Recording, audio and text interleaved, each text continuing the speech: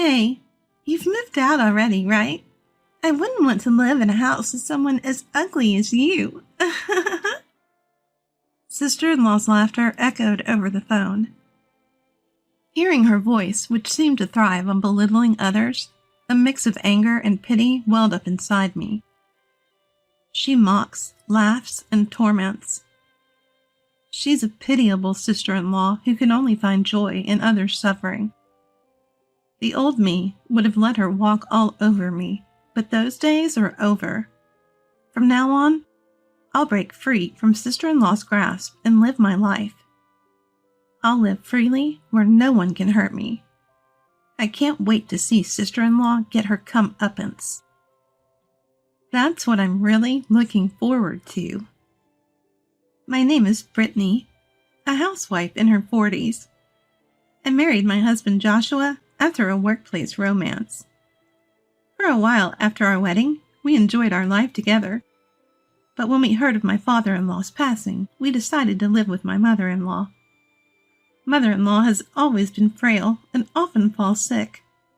She's quite old now, and we didn't want to be too late. Joshua said, "My sister is there, so it'll be okay." But even in her late 40s, sister-in-law is jobless, and I couldn't trust her to take care of her mother-in-law. So we moved into the family home, and I quit my job to care for mother-in-law. I remember sister-in-law barely greeting us when we arrived, and Joshua sighing in frustration. Mother-in-law apologized, saying, "I'm so sorry." But it wasn't mother-in-law's fault. The unreliable sister-in-law was to blame. From the start, I disliked sister-in-law and didn't want to get close. If possible, I wanted nothing to do with her. But sister-in-law started to involve herself with me. Her demands were always petty. "Buy me this," she'd say, or, "Don't get too confident." It seemed sister-in-law held a grudge against me. I wished she'd just ignore me, but she kept picking fights. "Brittany, I'm not in the mood for fish today. Make me a hamburger, a big one." Joshua was busy with work and couldn't help much with the chores, so I juggled mother-in-law's care and household tasks. One evening, as I served grilled fish for dinner, sister-in-law, who had made herself a regular at our table, complained. "If you don't like it, don't eat. But I'm too busy to make hamburgers. If you want one, make it yourself." "Why did you make it if I didn't ask? I said I want a hamburger. Make it now. You're such a failure as a wife.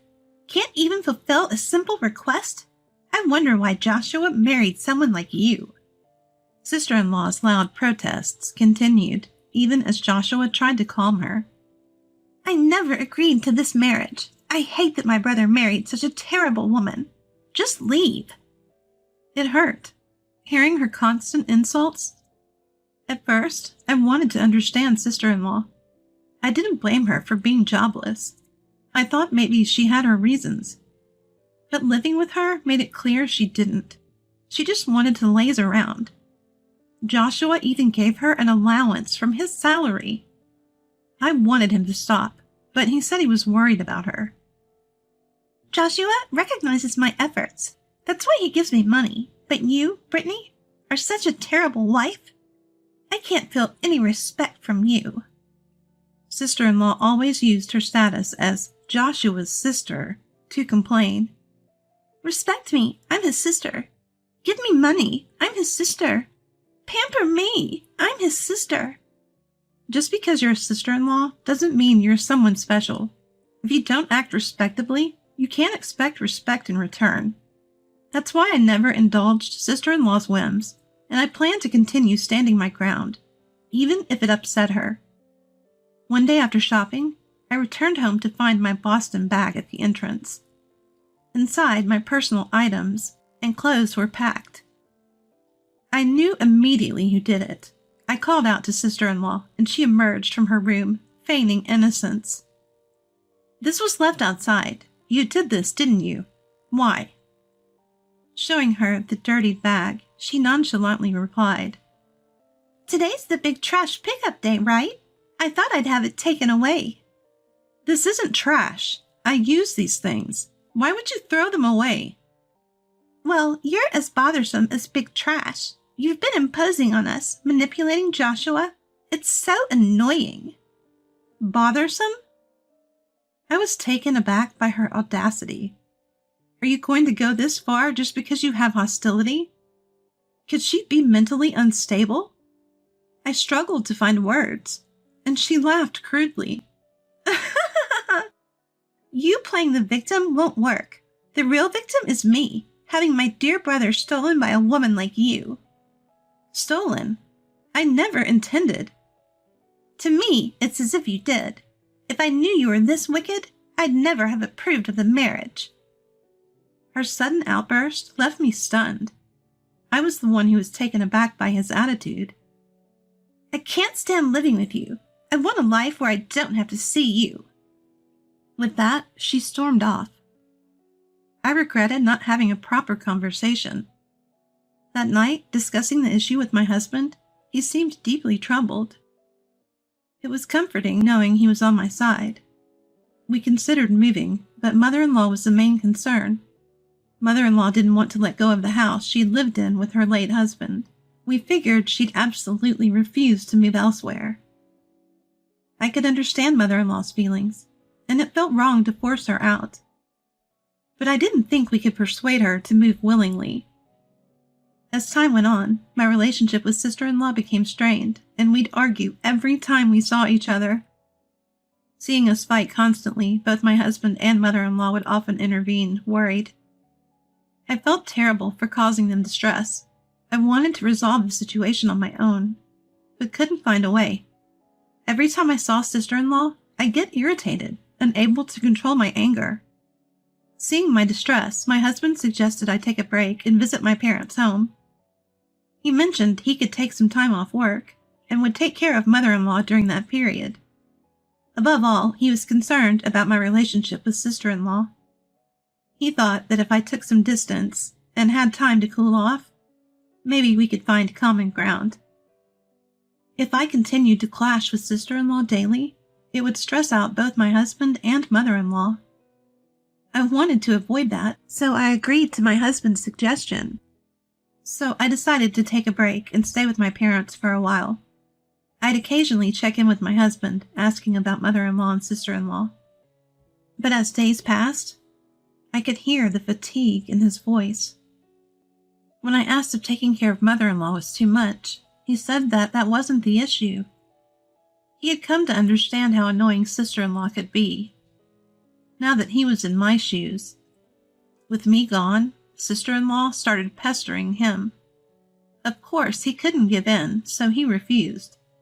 This made sister-in-law furious, and she went on a rampage, breaking things around the house.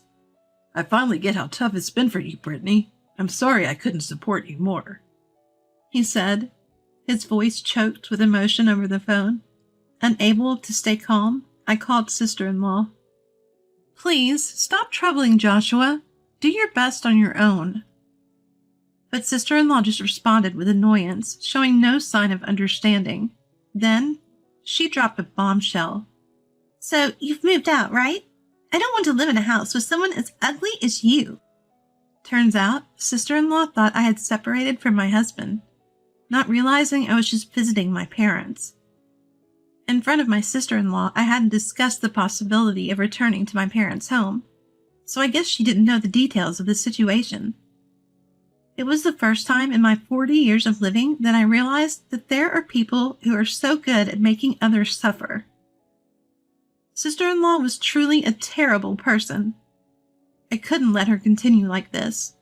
I had to do something. So, I decided to take action. Yes, I've left. I won't ever come back. Finally, I won't have to see your face anymore. She laughed and hung up. I called my husband again.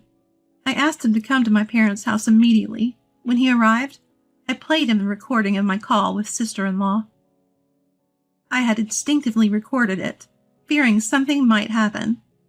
Hearing it, my husband's face turned pale, and he apologized. It wasn't his fault. Sister-in-law was to blame. I have a request. I proposed cutting ties with his family. I wanted him to sever all connections with mother-in-law and sister-in-law. Though concerned about mother-in-law, he agreed to discuss it with her. A few days later, my husband and mother-in-law visited my parents' home. Deeply apologizing to me and my family, I was informed of my husband and mother-in-law's decision. They deeply regretted not being able to stop my sister-in-law's excessive harassment towards me. They were even willing to cut ties with their own family to ensure my well-being. So, my husband severed ties with his family, and we began living with my parents. I wasn't sure how sister-in-law reacted to this, but after a while, I received a call from sister-in-law, who we were supposed to have no contact with. "Mom's in trouble. Come home now." "Mother-in-law, what happened?" "Just come home quickly." All she would say was that mother-in-law was in trouble and needed us. When I asked for details, she wouldn't give a clear answer. I found her behavior suspicious and decided to discuss it with my husband later. When my husband returned from work and I told him about the call, he immediately phoned mother-in-law. She was fine and seemed to be in good spirits.